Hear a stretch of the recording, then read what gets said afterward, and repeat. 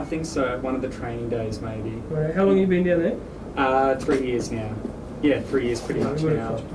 Yeah. So you come through the GP program, did you? GP program at Cleveland Station, and then got full-time work at Cleveland Station, so I stayed there throughout. Cool. Are you thinking about coming down this pathway? Is this why you're actively interested? Eventually.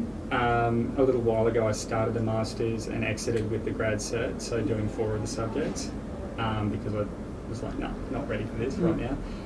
I've started studying it again more out of interest, and maybe down the track at some point I would be interested in this pathway, but there's a lot to know, and it's a long path. Rightio, so list the reversible causes of cardiac arrest relevant to this case and describe its pathophysiological mechanism that occurs. I'll go on the ABCD pathway, so airway. You could have an occluded airway from blood, vomitus, facial fractures, moving face, from an unconsciousness that leaves them unable to maintain his own airway. Then the occluded airway leads to hypoxia and leads to cardiac arrest. He could have a breathing problem, so a mechanical problem with breathing, such as rib fractures, flail segment, where the mechanism of breathing is affected, or he could have a lung problem, like a ventilation, oxygenation mismatch problem, where he's got contusions or lacerations to his lungs, so they're not functioning to deliver oxygenated blood to his circulation system. He could have a circulation problem. Oh, sorry, skipped like a pneumothorax, hemothorax, pneumomediastinum issue where he has air inside his chest which is compressing his lungs and preventing them from inflating and preventing blood flow back into reducing his preload from increased pressure, intrathoracic pressure. You could have a circulation problem. Hypovolemia will be the first one. So huge loss of blood from his lung bone fractures, from his pelvis, from his abdomen, and reducing his blood volume, so his circulating volume is so poor that he's not able to perfuse. He could have a mechanical heart issue like cardiac tamponade, or potentially a traumatic rupture of his heart, or like a penetrating injury to his heart from a fractured rib or a fractured bone, all preventing his heart from contracting, functioning, and producing a decent perfusion. We could have a D issue, so a brain injury, and that could be like a coning problem where his control of respiration is affected. So he's stopped breathing, become hypovolemic or hypoxic and arrested because he's not. His brain is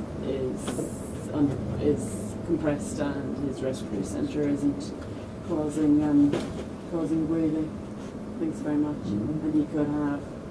Thanks, Camp. He could have a huge, like an immediate brain injury. Subdural would be the most likely immediate one to put so much pressure on his brain that it's not able to function, and the stimulation causes cardiac arrest and respiratory arrest. Yep. And after all them, there's a very small in this mechanism possibility that he's got a medical cause of his cardiac arrest. So his running caused him, he had a STEMI while he was running, or a potassium issue from running a huge distance, or the medical causes. But we heard here he got physically hit by the car, so it's more likely to be a traumatic cause.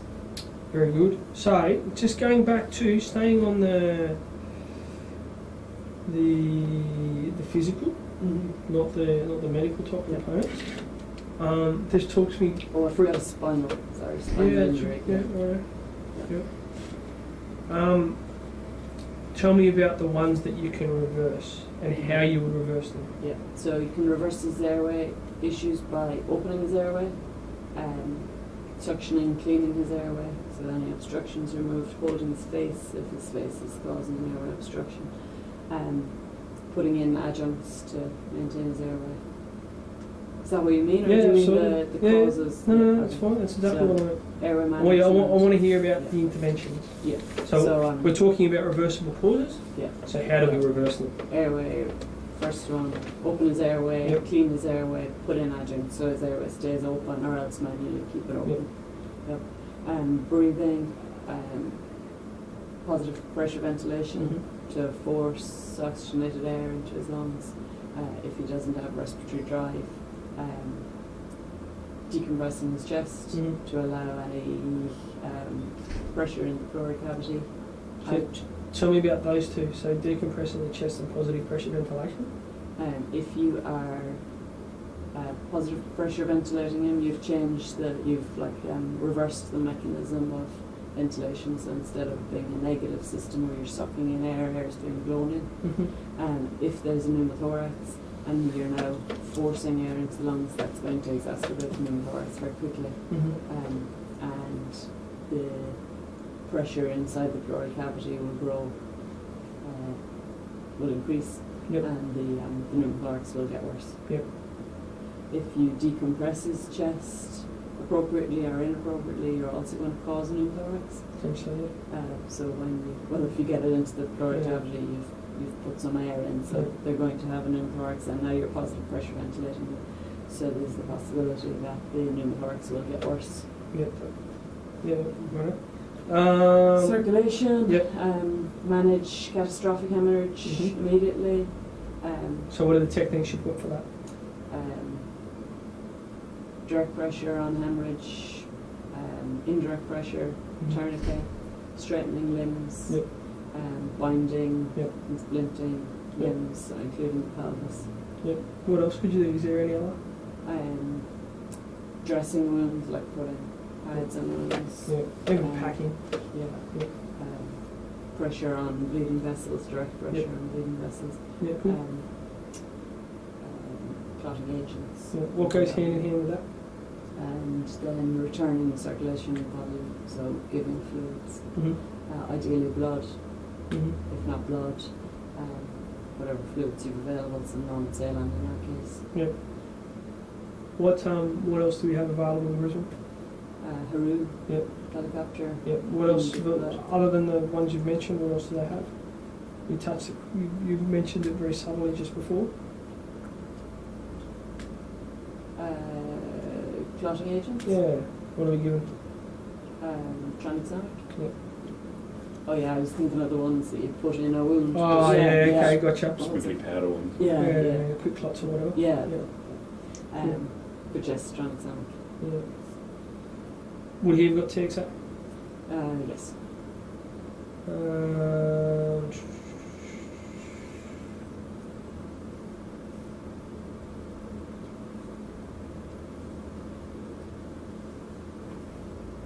Why would have you got TXA?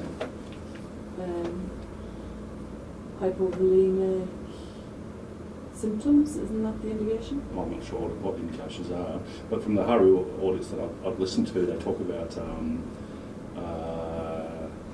avoiding it unless there's some kind of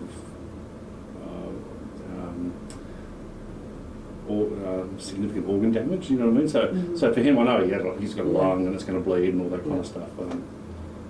Yeah. So he's also had an arterial hemorrhage on the right hand. On the and a limb, femur. yeah. I'm not. It's based on trauma less than 3 hours and a COAST score of more than 3. And COAST Just the chest is probably entrapment gives a score. I think temperature's involved.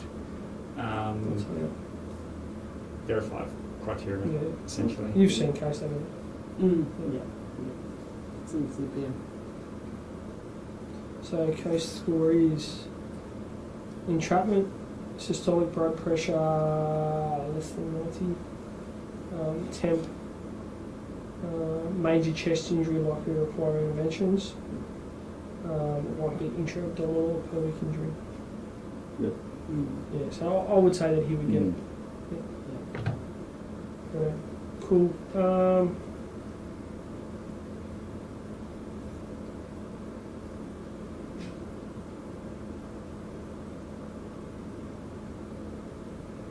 So I he's didn't fine. talk about head injury. Is Yeah, reversible. that's the next one. I'm gonna Yeah, touch so on. returning his oxygenation level to normal, returning his circulating volume to adequate to perfuse his brain, Mhm. so an adequate map, and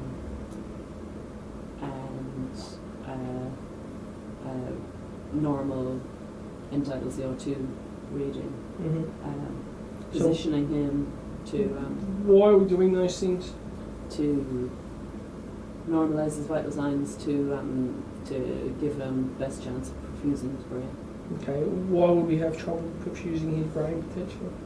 So if he has a traumatic brain injury and he's got raised intracranial pressure, we need to bring his mean arterial pressure to high enough to counteract the cerebral perfusion pressure and the intracranial pressure. So how do we figure that out? Like obviously we can't do cerebral perfusion pressures. Mhm. How do we go about doing that crudely, pre-hospital? So the only measure we have that we can aim to is a blood pressure of 110 to try and have his map high enough to add to his cerebral perfusion pressure minus his intracranial pressure. Yeah, sweet. Now for bonus points, what do we call the doctrine that refers to when we think about intracranial pressure? Come on, Alex, you know? Oh, Yeah. like a Cushing's triad? No. Monroe Kelly. Monroe Kelly doctrine. I even gave you the start of it. Yeah. Have you heard of Monroe Kelly? Yeah. You familiar with Monroe Kelly? Yeah. Very good. Look up Monroe Kelly. Will do.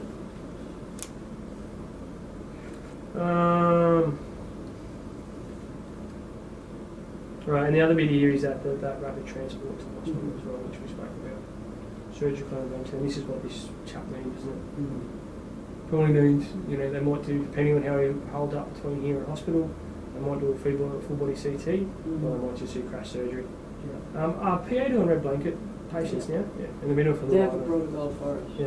They also, I've only discovered lately, they have two different trauma criteria when we Yeah. call in. Yeah. So they have like a Trauma alert. alert Trauma and response. a trauma Yeah. response. Yeah. So Yeah. this guy would trigger the trauma response. Yeah. That would mean there's theatre on standby, there's surgeon on Yeah. standby, trauma neurologist on standby, Yeah. and the team coming to a recess. Yeah. Yeah. So were you aware of that? No. So trauma alert is all of those people are notified. Mm. Trauma respond is everybody is prepped. That's the ones where you go in and they're all in there, all dressed up. Yeah.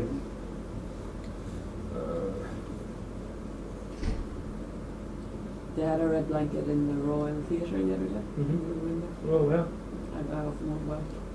They did like a damage control, packed his abdomen. Were you able to go into the theatre? No. Fuck, that would have been amazing. Too many people, or Yeah. yeah. Too much going on. I have. You've met Cliff Pye or Cliff Reed. Cliff Yeah. Pye. Who's the trainer trauma? Or the older Reed. trauma? Reed. Yeah, Cliff Reed is the Sydney Yams. Oh Yeah, yeah. must be higher than Yeah. When I did one of my, I was actually teaching. We were in the Murph lab at, Charlie's. yeah, and I was teaching. I can't remember who I was teaching. Someone, and but one of the new Alex. Was it Alex? No, it was. What was the female doctor from the Gold Coast that did the Harvard? Anyway, she was up here. And he's having a chat, and he's just like, and this is what you do. And if you've got significant contusions and hemorrhage from the lung, so that's post-thoracotomy, thoracotomy. He's like, you just pick the lung up and you rotate it 90 degrees and put it down and you occlude the hemorrhage. And it's like, oh, if only it was that simple. We'll fix that up later. Highlighter twist. trying to get that one on console. Yeah. This is what I tend to do, Steve. Pass. Guess what I've done, Steve? Are you sitting down? It's what I've done. We're still recording. Sorry, I forgot. Can you edit it out? Right, emergency textbooks often discuss Beck's triad when outlining the presentation of cardiac tamponade. Right, what are the components of Beck's triad? Muffled heart sounds, reduced blood pressure.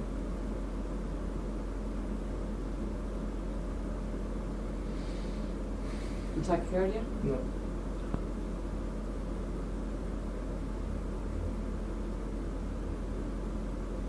Muffled heart sounds, reduced blood pressure, and venous distension. I'm not sure. I can't remember. Well, yeah. Yeah. What's a more specific term that we look at? Raised JVP. Yeah. Right, tell me the exact physiological mechanism that causes a raised JVP in this cohort of patients. So if there is hemorrhage inside the pericardial sac, pericardial sac is rigid, it doesn't stretch acutely, it can slowly over time if it's a chronic condition, but it can't stretch acutely. So clot inside the pericardium from bleeding myocardium, from a torn or ruptured myocardium, puts pressure outside the myocardium against the essentially closed box of the pericardium, and it starts to put pressure on the ventricles. The right ventricle is lower pressure, so the right ventricle will collapse very quickly. They say around 50 mils of blood in the pericardium is enough to collapse the right ventricle, and at that stage the perfusion is affected. So the perfusion to the lungs and ultimately the perfusion back from the lungs is going to be affected. So their preload is reduced coming into their left ventricle, and as the pressure continues to build, the left ventricle is splinted and not able to contract. So their afterload is also affected. Yeah, rightio. So that's very clearly described what a tampon does, but why do we have raised? Oh yes, yeah, the question. Yeah. So in that case, the blood flow back into the heart is affected. The right ventricle is collapsed, the left ventricle is splintered, so the capacity inside the heart is very small at this stage. So the preload coming back to the heart is obstructed. It can't enter the heart and continue on its circulation. So it builds and the jugular veins distend as the load fills them back up. Yeah. But it's not seen if they're hypovolemic because they don't have the circulating volume to restrict. When we talk about that, why is it say? Obviously, we can see the JVP because it's it's a superficial or surface vessel. But what else? Why else is it significant? What percentage of blood flow goes to the brain? About a third, between a quarter and a third, is going to the brain. So if the blood is coming back from the brain as being obstructed, it's going to increase the intracranial pressure. Yeah, so you think about the vessels that are bringing the blood back, there isn't many vessels that are actually bringing back a quarter to a third of the actual blood flow as well, so it's a part of it, isn't it? And then if we put a stiff neck or a hard collar on them, we're further obstructed. What's another really good thing that can be obstructive that you and I need to be aware of? Not just the collar?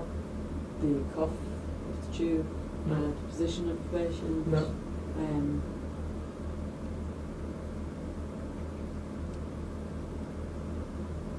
What do you do to tubes? Tie them. Oh yeah, so the force of the tie on the neck. Yep.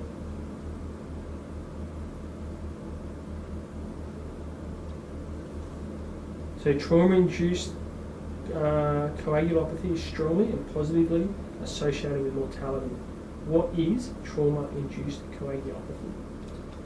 It is a process where the clotting factors are used up and the person's physiology is so deranged that the clotting mechanism is affected, so by acidosis and temperature, and the clotting cascades are interrupted and ineffective because there isn't enough clotting factors still available or not used up. So the clotting mechanism fails and the person is even more prone to bleeding from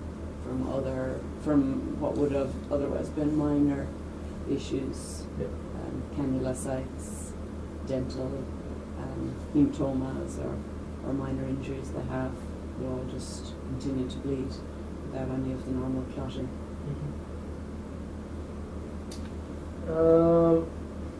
What role does the administration of normal saline play in trauma-induced coagulopathy? It is cold, usually when we give it, so it exacerbates their hypothermia. It doesn't contain clotting factors, so it doesn't reverse any of the clotting issues, and it dilutes the current clotting factors. So overall, it exacerbates the coagulopathy issues. We're adding another factor to increase their poor clotting ability, and we're balancing that against the need for them to have some perfusing volume. Yep. What effects of ketamine are mediated primarily by a non-competitive So the effects of ketamine are mediated primarily by the non-competitive antagonist of NMDA receptors. What does non-competitive antagonism of the NMDA receptors actually mean? So the question is actually, what does non-competitive antagonism of the NMDA receptors actually mean? The NMDA receptors in the brain are neuroreceptors, passing messages from the cortex of the brain to like the limbic brain to the cerebrum and the brainstem, and those receptors are antagonists, so they're acted against, and they're competitively acted against. So any other neurotransmitters, they overwhelm them. So that completely blocks at an appropriate dose or at a big enough dose. It completely blocks the mechanism of transferring conscious thought or cognitive ability to the limbic brain and to the rest of the system. So it creates a complete disassociation between the upper conscious brain and the lower brain. Yep. Pre-hospital resuscitative. Well, no, I agree. Yeah. But wasn't the question, what's a competitive antagonist and a non-competitive? Yeah, what's a non-competitive antagonist? You spoke about competitive just then. Yeah, and the effect of it, which is here. I was going to be nice to you, that's fine. Non-competitive antagonism. There's a link here, we'll look it up. It's from the Oxford Journal. Okay.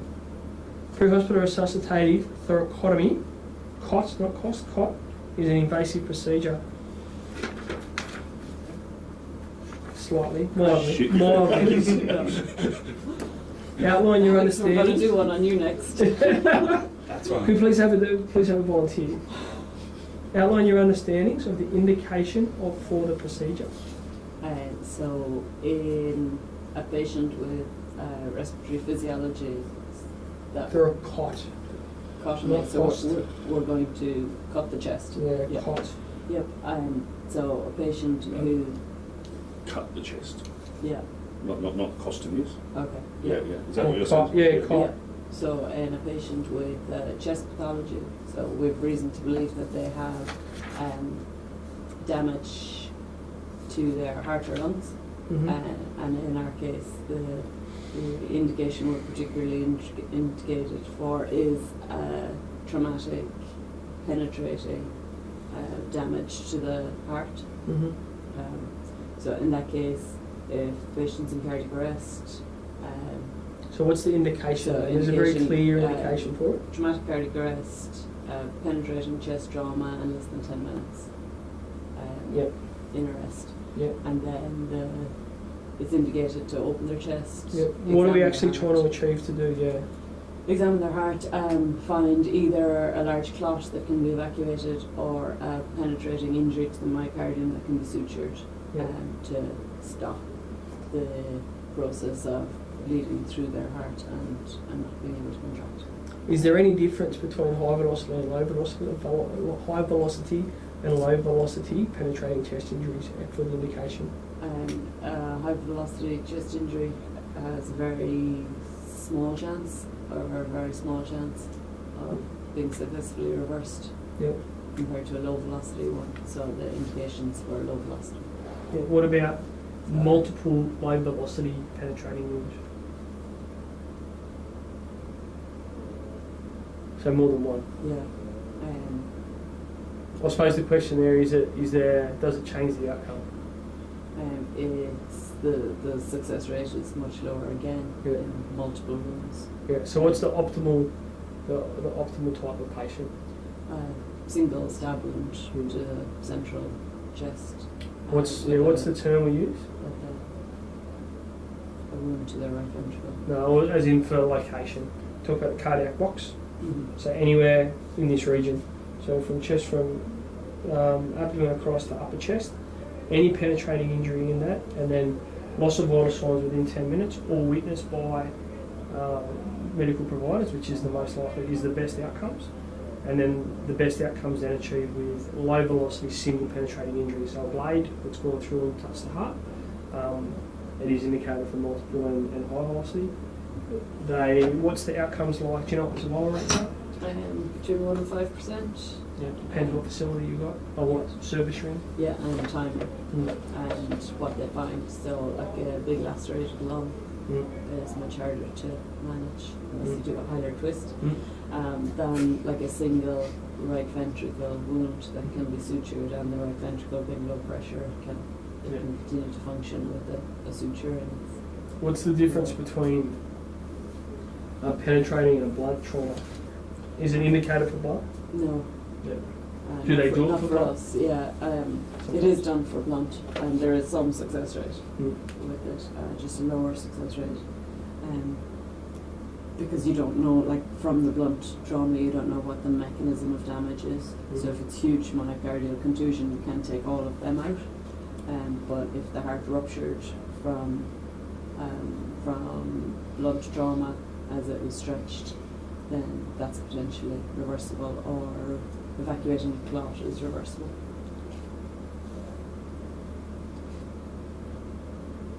So here it says the success rate's up to 40%.